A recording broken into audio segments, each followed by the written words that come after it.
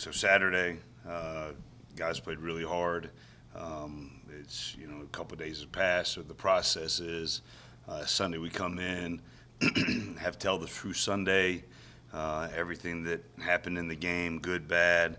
We go through, put it to bed, and then move on. And then I have to come in and have a radio show to talk about it. Then I have to do a TV show with Andy Demetra and talk about it. And so as an organization, we've moved on. We've learned from it, had a really good practice out there today. You guys were out there for the team run period and the team force period, and it was as good of a team run, team force, good on good period as we've had all year.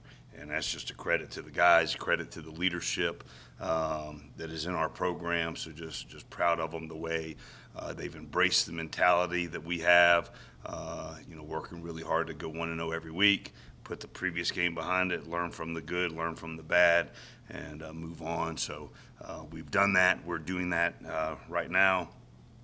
Saturday is Heroes Day, Bobby Dodd Stadium on Grant Field. And that's a big deal for us. So in our culture, the highest honor that you can be considered is to be considered a great teammate. And in being a great teammate, it's giving of yourself for the betterment of others. And I think all of the military service, veterans, first responders, right, Mike? Yes. First responders, I mean, that's what they do on a daily basis for all of us, and just the amount of respect that we have in this program for everyone that does those things and play those roles. We have 2 workouts in the off season that we honor. One of them is the Protect and Serve workout, and I'm wearing the Protect and Serve workout shirt. So we have the local fire department come out, and it's about a little over 2-hour workout, and it's grueling, it's challenging, but we learn a little bit throughout the hard work and gain a great deal of respect for the men and women that are in the fire department. And then another big part of our culture is the program workout. And Eric Kapitulik, who is the CEO and founder of the program, comes in multiple times a year, but does the program workout. And just as a cultural piece to our program, it is as big of a deal as we do in the entire year, and the lessons that we learn from it. Eric has written a book with his staff that's really, really good. I think you can get it on Amazon or whatever, but it's called The Program. And just those kind of things culturally, and the foundations that are laid in those things, pay huge dividends for us. Saw a tweet about nominating a veteran that is a hero, and I'd like to nominate my father-in-law, John Haynes, who served in Vietnam and was in the Army. And I've lost my biological father has passed, my stepfather who raised me has passed, and without getting too emotional, the role that he has played in my life is nothing short of special. And I'm lucky that he's my father-in-law, and it's pretty cool. So I honor him the little bit that I can. We had some guys that had really good performances last week. James Graham, obviously, we've talked about it, and people have talked about it. Just the development of a player. He did not, when he was getting ready to play Pittsburgh a couple weeks ago, self-admittedly prepare in a way to give him the opportunity, to give him the chance to play at a high level. Struggled a little bit, learned from it, which is a positive. Came back last week in the week getting ready to play Virginia against one of the top defenses in the country, and prepared like you're supposed to prepare. And then he went out there and had success. And I think that's just another statement piece for everybody in our organization. If you do that and you follow our process, you're going to have the ability to play well. David Curry, again, has just built on the process that he started and has learned and played really well. And then Tyler Davis was another one. And the cool thing culturally for that is all 3 of them are single-digit guys. And I think that's a cool deal that, they've earned the right to wear those numbers and went out there and played at a high level and talked a lot about TD last night on the radio show. The reasons Tyler chose to come to Georgia Tech, because he wanted to be a part of something that he was building a foundation, was helping establish a culture.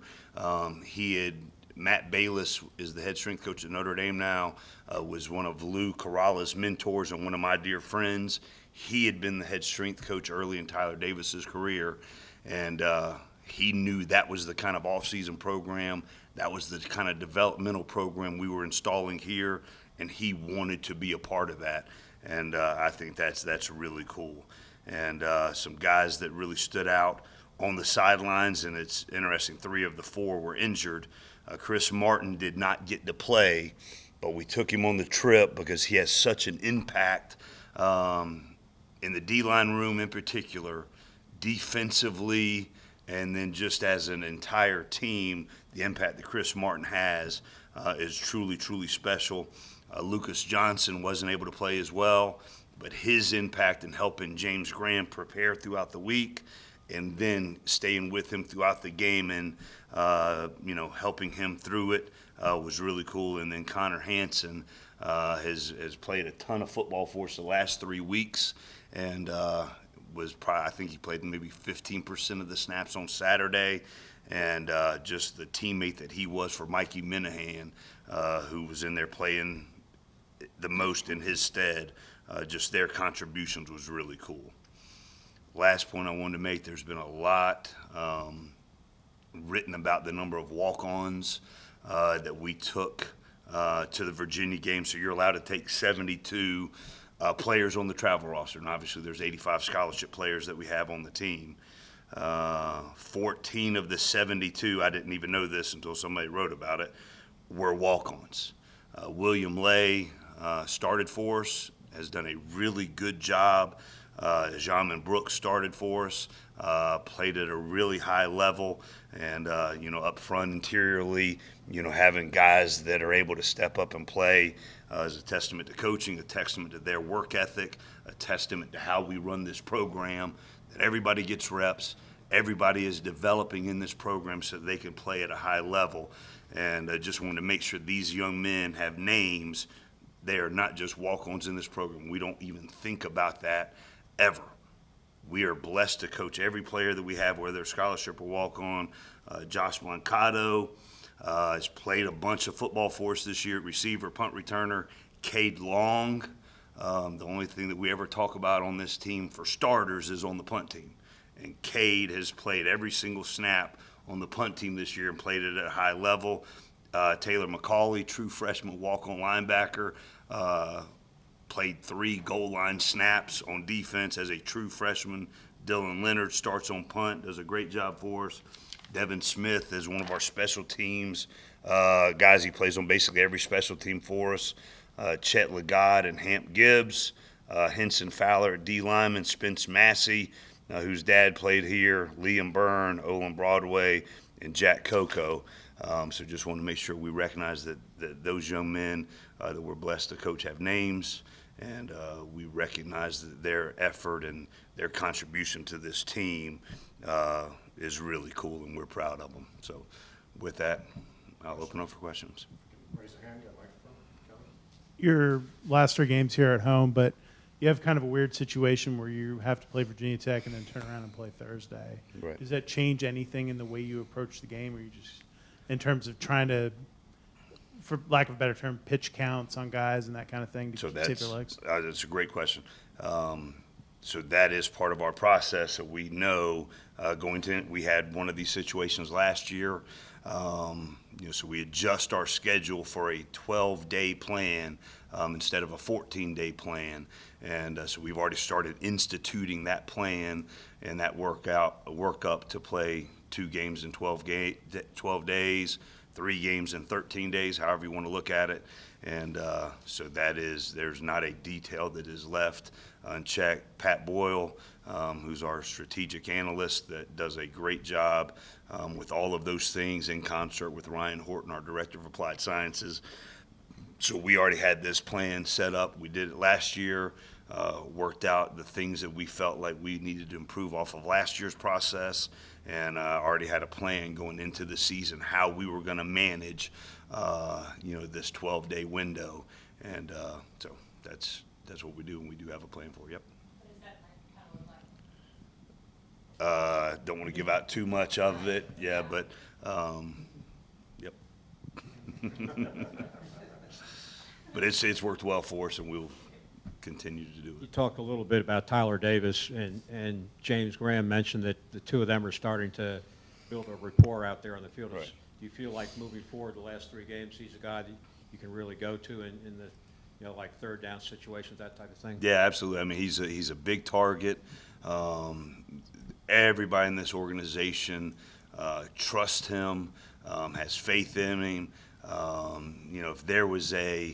If there was a book to ever be written on how to be a grad transfer, all you have to look at is Tyler and Jared Southers, how they've come into this program, how they've established themselves within the culture and really helped even lead the culture. It's really cool to see. But Tyler's a big-time player. He was the best player on his previous team the last 2 years, and we're lucky that we have him in just every phase of what he does and what he means to us as a football program, along with being a really good tight end and a pass catcher and a threat on every down. Virginia Tech has kind of been on a hot streak here recently. What do you kind of make of the level of which they're playing at, really since probably the start of October? Yeah, they're playing really well on all phases. Obviously, really good players, really good coaches, and then you just saw on Saturday the heightened sense of emotion that you could see honoring Coach Foster, who's a legendary defensive coordinator in this game. And I still remember as a young coach going up there and visiting and just trying to gain some insight on how to be a future hopefully a big time ball coach one day after watching him. And you could tell that they had a sense of pride to represent him in a high level. But they're playing really, really good football. More questions? Wanted to kind of ask about return yards. I know against Pitt, punt return yards probably weren't at the number of which y'all wanted, and then kickoff return yards last weekend. And granted, there may have been a block in the back on that squib kick, but I digress. Really and truly, within those two areas, what's kind of the emphasis, and as you kind of go through these last 3 games, and what does that look like to improve in those specific areas? So on kickoff coverage or kickoff return? Kickoff coverage. Okay, so first, kickoff return, I don't think we had one returnable ball. Their kicker was doing a really nice job of getting it out of the end zone. So that is the challenge to our guys, because we have 2 kickers that have really strong legs. They just need to find the way to execute it at a high level, when we get into the games. But just the coverages, I thought we relaxed on the one right before the half. The kickoff right when we made it a 1-score game in the fourth quarter. The level of execution and effort was at a premium, and they went on there and flew down and got it inside the 20, which is the expectations. It was a good placement on the ball. So on a lot of the kicks, it's try to kick it on the divider. On that last kick of the game, it was on the divider, great coverage lane. So just the location and the accuracy of the kicks has to continue to be placed a premium upon, and then the guys covering and staying in their lanes. In terms of injuries, I think you're at like maybe 7 guys that would either have started or started games for you this year and were above the line guys, as you put it. And Have you gone through that before? Is that kind of unusual, the amount of injuries that you've had this year? You've had guys, like you mentioned Connor Hansen, that missed like the first part of the season. You lose your top receiver. You lose Antoine Owens last week. You've lost Bruce. You've lost all these guys. Has this sort of made it tougher as you make this transition to try to win games and that kind of thing, having such a depth of injuries across the board? So Mike Flynn is awesome at what he does. And the stat that he handed me before we walked up here, 13 guys that have been on the ATL chart, the above-the-line chart, which means they're playing for us, did not play versus Virginia. But in this organization, we don't even worry about it. We just have a next man up mentality, and we expect everybody that gets to play in the white and gold to play at a high level. And even with 13 above the line guys not playing in the game, we still had a chance, a one-score game, and to play at a really high level against a really good football team.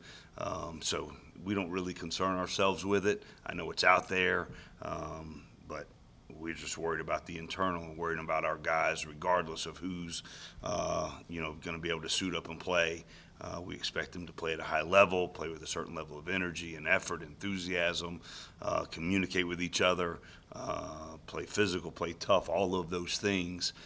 So that's not even a minute's thought in our program.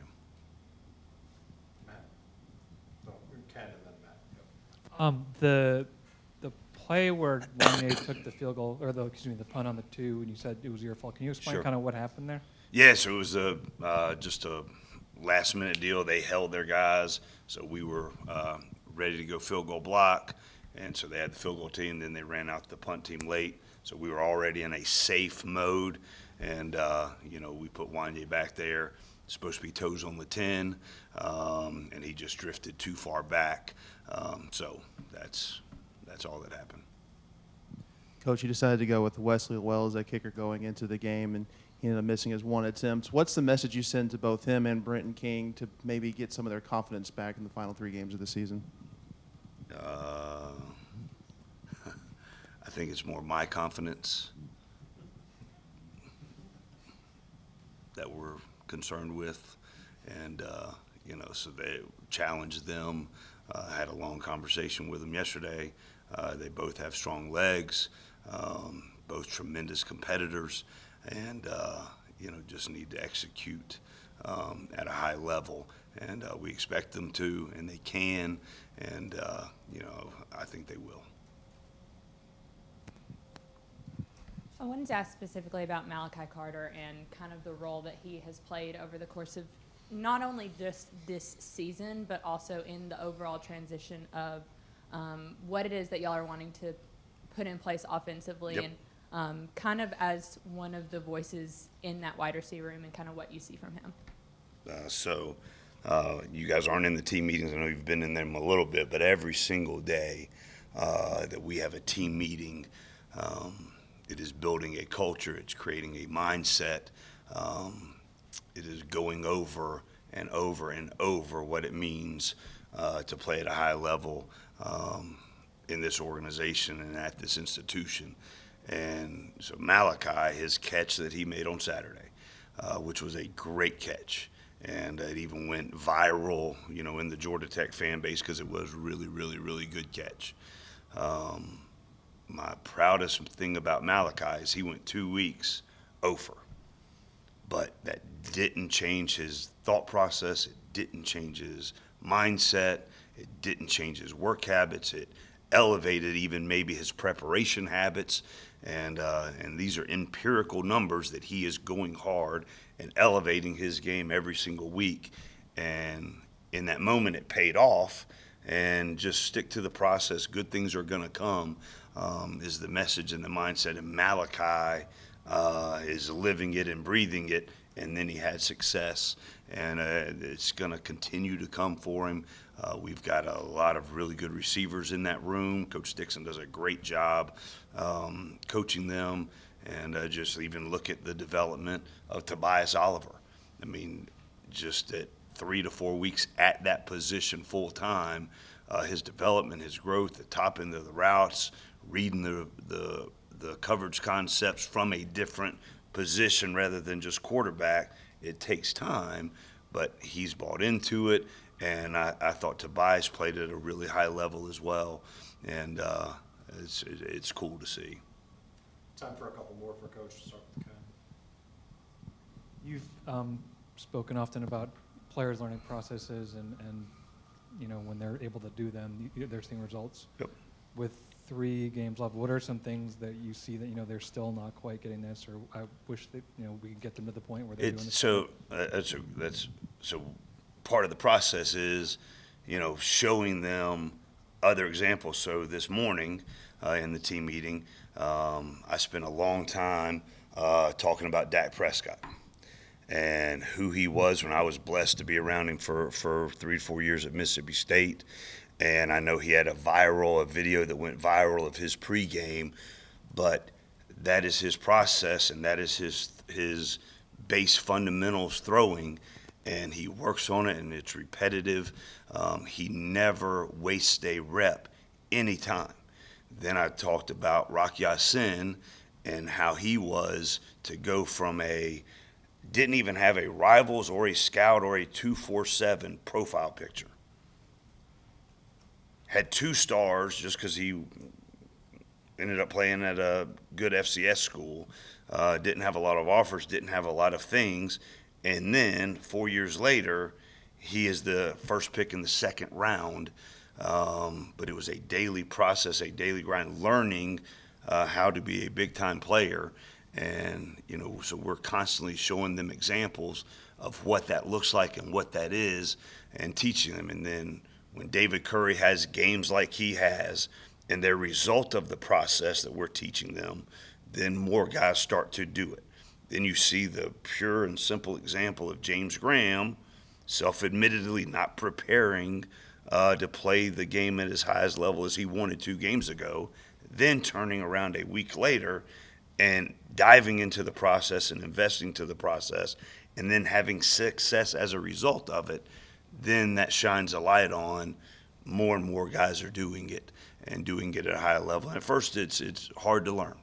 There aren't examples that are tangible within the organization that you can see, oh, that's how it's done. But the more and more and more it happens, there's more evidence, more data to the supports. If you do this, and this, you're going to get to college football Saturday and you're going to play at a high level. Collectively, that's happening more and more. I talked about Trey and Zamari. So then they are starting to play really, really well per the expectation. So then Spider Sims, Jalen Askew, and then young guys Kenan Johnson and Jordan Huff, then they learn to do those things at a high level.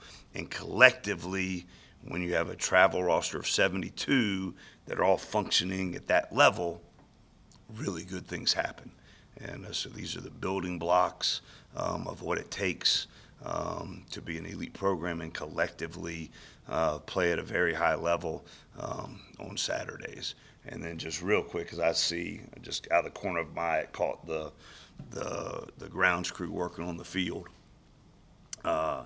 Chris May and his staff, that surface has got to be arguably one of the best surfaces in college football in Grant Field. And the investment that our administration puts into making sure our guys have a safe surface, a fast surface, is pretty cool. It's pretty special to see that level of investment, especially in this day and age of player safety, that out there is happening right now. We're playing 3 home games, Bobby Dodd, and the challenge, and I said on the radio show last night, the challenge to our fan base is to replicate the energy and enthusiasm and the investment that they had the last time we were in the stadium, because these young men work so hard, and they fight, they compete with character, with class, and all of the things that we expect of our student athlete. They do, and then they come out there and they play with energy and excitement, and it was really cool to see how much investment from our student body, our band, our fan base showed throughout the last home game, and it's going to be awesome to see that for the next 3 home contests as well. Kelly, last one. In terms of Virginia Tech, they've been kind of several different teams this year, and they seem to have sort of found their quarterback with Hendon Hooker, and they give you a lot of different things to look at in terms of eye candy and those sorts of things. Sure. What do you see from them in terms of just X's and O's and as an opponent this week? Yeah, so very multiple, and the pictures change a bunch, but especially the last 2 weeks, we've seen that. Pittsburgh's offense did that, UVA's offense did that, and so Virginia Tech is good at doing those things as well. They're very multiple, but it starts and ends. They've got really good players, and obviously coaches that are getting their guys in good positions and matchups and those kind of things. But the thing that we always focus on is us.